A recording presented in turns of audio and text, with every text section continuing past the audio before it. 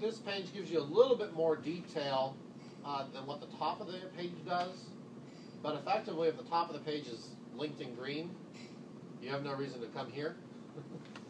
Unless you want to find out what radio you're plugged into, because in my case, I wanted to make sure I was plugged into the right one before I turned ODU power off and stuff. Like here, I have nothing plugged into my T1. Okay? I do have something plugged into my SFP.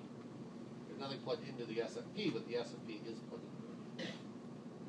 Okay? Because this is green up here, all of these are green.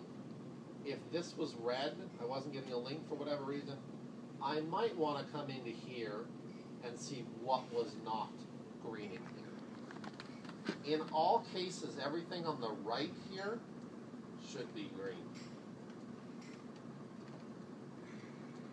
Okay.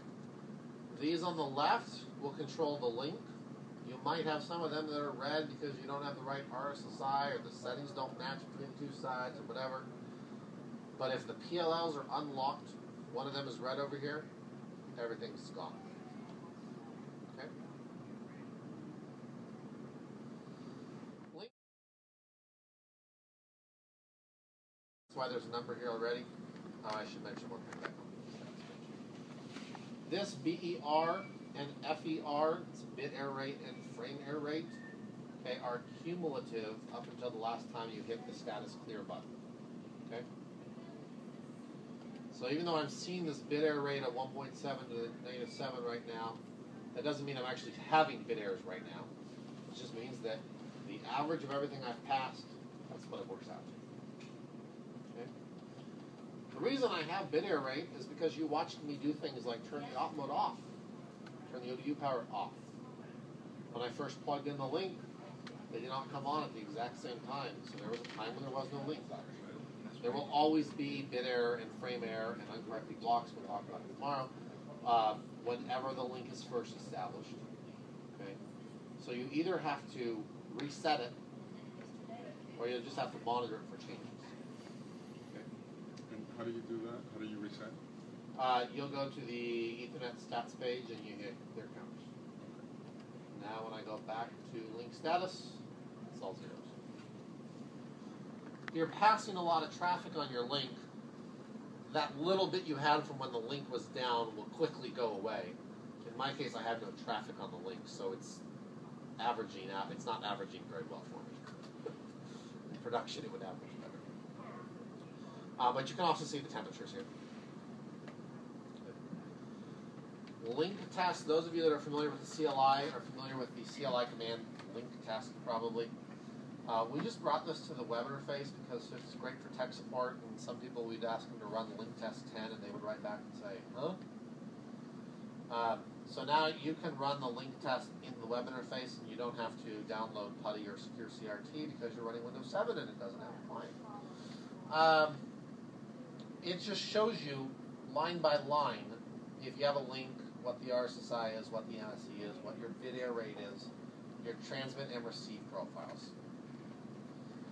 This is useful to capture a time period, like it's every few seconds. So if I tell it to run 3, it's not going to be every second like it is via the CLI, but every other second or so it'll capture this result. So I could run like a link test 60, go get a cup of coffee, come back, and look at what it says. I could see if there's any fluctuation in it. Okay. Also useful for troubleshooting though, I could run link test 60 on this side, and then go turn the transmitter off on the other side. I'd lose access so I can't get to it. Wait a minute or whatever, turn the transmitter back on, and when I log into this side I could show the results here, and I'd see what it was like with the transmitter off on the other side. Okay. So it's good as a troubleshooting tool as well. That wasn't its intended purpose, but it works well. Okay, Ethernet stats. Shows me my traffic in and traffic out of the ports. Shows you, what you got set up here, auto negotiate on, and all that fun stuff. Clear counters to clear them. TDM stats. If I had a T1 plugged in, it would show me if I had a signal, if I had framing, if I was getting a blue or a yellow alarm.